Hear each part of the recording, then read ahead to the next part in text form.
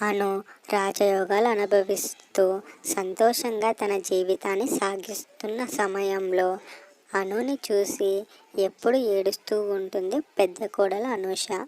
ప్రతిరోజు అనుని చూసి ఎగతాళి చేస్తూ అనూష పనులు కూడా అనుని చెయ్యాలి అని అనుని ఎప్పుడు పైకి ఎదగనివ్వకుండా కిందకి తొక్కేలా చేస్తుంది పెద్ద కోడలు అనూష. అను అంటే ఎప్పుడు చిన్న చూపే. పెద్ద కోడలు అనూషది మంచి పెద్ద కుటుంబం, బాగా ఆస్తులున్న కుటుంబం. అలా బాగా ఆస్తులున్న వాళ్ళని చూసి పెళ్ళి చేసుకోవాలి అని చిన్నప్పటి నుంచి ఫ్రెండ్స్ ఎవరైతే చూస్తున్నారో మా వీడియోని ఒక లైక్ చేస్తే మాకు సపోర్టివ్గా ఉంటుంది ఫ్రెండ్స్. ప్లీజ్ లైక్ చేయండి ఫ్రెండ్స్. నుంచి పెద్ద ఆస్తికి అలా వాళ్ళ నాన్నగారి ద్వారా తెలిసిన వారితో ఒక పెద్ద వ్యాపారస్తుడు అలాగే రాజు లాంటి కుటుంబంలో పెళ్లి చెయ్యాలని వాళ్ళ తండ్రి కూడా అలా అనూషకి రాజుల కుటుంబంలో పెద్ద కొడుకునిచ్చి పెళ్లి చేయిస్తాడు. అప్పటి నుంచి అనూషకి రాజ్యం అనుకొని ఉండేది. అలా హఠాత్తుగా రాజుల కుటుంబంలో చిన్న కొడుకు వాళ్ళ తండ్రికి చెప్పకుండా మనసు పడ్డాడని పెళ్లి చేసుకొని తీసుకువచ్చాడు. అప్పటి నుంచి అనూష అనుని చూసి ఏడుపు నుంచి బయటకు పంపించేద్దామని చూసేది తప్ప కలిసి సంతోషంగా ఉండాలి అని ఎప్పుడూ చూడలేదు కదా. అను మాత్రం సొంత అక్కల అనూషని అక్క అని పిలిచేది. అయినా కానీ అనూష మాత్రం అనుని ఎప్పుడు కూడా సొంత చెల్లిలా కాకుండా, అసలు స్నేహితురాళ్ళలా కాకుండా, అసలు పని మనిషిలా కాకుండా నీచంగా చూసేది. అలా చేస్తుందని తన సొంత భర్తకి కూడా చెప్పుకోలేదు అను. అదంతా అను భర్తకు తెలుసుకొని నాకు. కానీ ఒకరోజు అను నేను నిలదీసి అడిగాడు, ఎందుకు నువ్వు నీచంగా ఉంటున్నావు? నీకు నా ఆస్తిలో సగం వాటా ఉంది. నువ్వు రాజయోగురాలు అనుభవించవచ్చు. ఎవరి దగ్గర తల దించుకొని మాత్రం ఉండకు అని చెప్పినా కానీ వినకుండా అందరూ కావాలి అన్నట్టుగా అను ప్రవర్తించేది. అలా అను నిద్రపోతున్న సమయంలో తన చిన్ననాటి జ్ఞాపకాలన్నీ గుర్తు చేసుకుంటూ ఉంటుంది. అను పుట్టింది ఒక పల్లెటూరులో. తను చిన్నప్పటి నుంచి ఎంతో కష్టపడి పెరిగింది. తన చిన్ననాటి రోజులు అను వాళ్ళ ఊర్లో ఉండే స్కూల్కి వెళ్తూ ఉండేది. అప్పుడప్పుడు అలా నేర్చుకుంటున్న సమయంలో వాళ్ళ తల్లిదండ్రులు ప్రతిరోజు కూలి పనికి వెళ్ళేవారు. అలా ఒకరోజు వాళ్ళ అమ్మగారికి గాయం కావడంతో ఇంట్లోనే ఉండేది. అప్పటి నుంచి వాళ్ళ నాన్నగారు రిక్షా తొక్కుతూ కష్టపడేవాడు. అలా రిక్షాతో వచ్చిన డబ్బుతో వాళ్ళ రోజు గడిచేది. అలా వాళ్ళ నాన్నగారు కూడా మందుకి బానిస అయిపోయాడు. ప్రతిరోజు కష్టపడిందంతా తాగుడికి పెట్టేవాడు. అలా రోజు కూడా గడిచేది కాదు.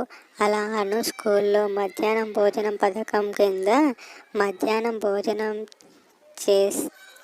ఇస్తే అను తినకుండా వాళ్ళ అమ్మకి బాక్స్లో కట్టించుకొని తీసుకుని వెళ్ళేది.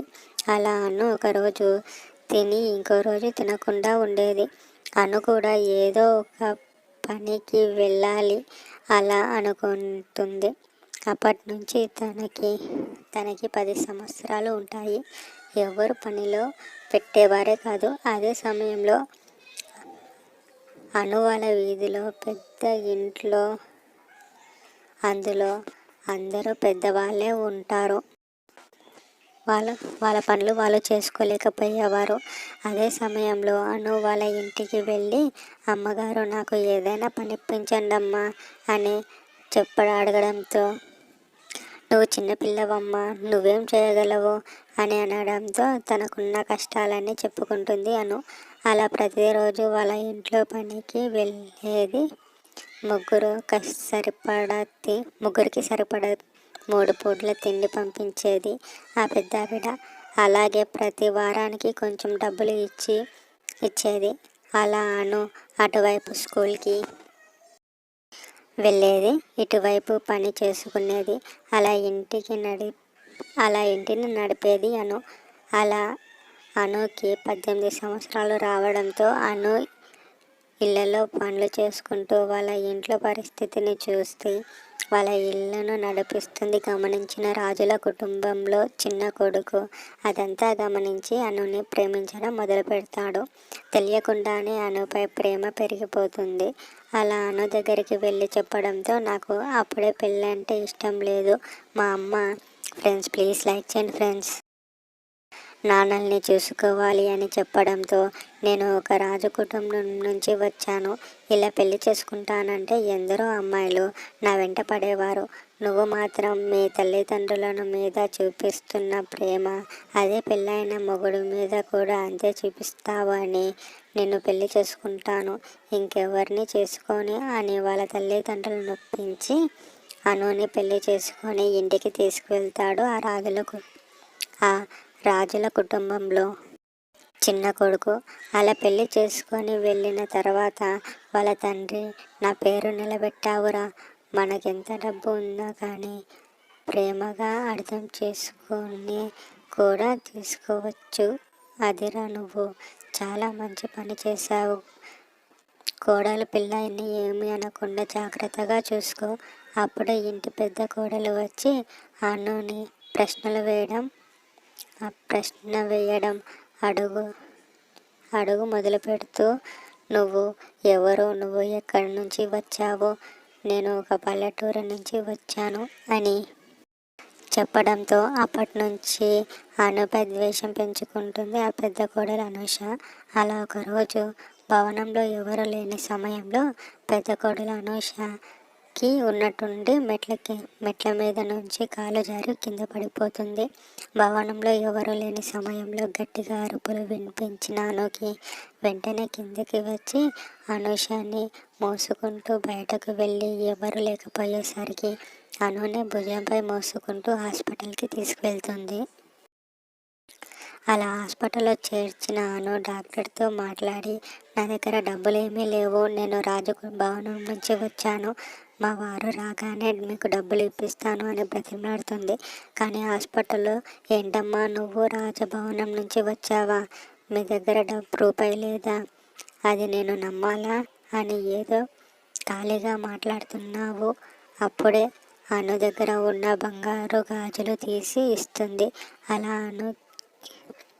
అనుషకి వైద్యం చేయిస్తుంది అను.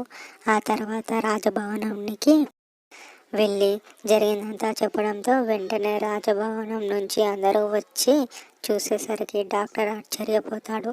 నన్ను క్షమించండి, ఈ అమ్మాయి రాజభవనం పైనుంచి వచ్చిందని ఏదో కారు కూడా లేదు, కారు కూడా తీసుకురాలేదు, కారు ఉంటే నమ్మేవాడిని అని అమ్మాయిని భుజంపై వేసుకొని వచ్చింది, అంత దూరం నుంచి పైగా రాజభవనం నుంచి వచ్చిందని అన్నది, నేను నమ్మలేదు, నన్ను క్షమించండి అని ఆ డాక్టర్ బ్రతిమిలాడి చెప్పేసరికి డబ్బులు కూడా తీసుకోకుండా వైద్యం చేస్తానని బంగారు గాజులు ఇచ్చేస్తాడు.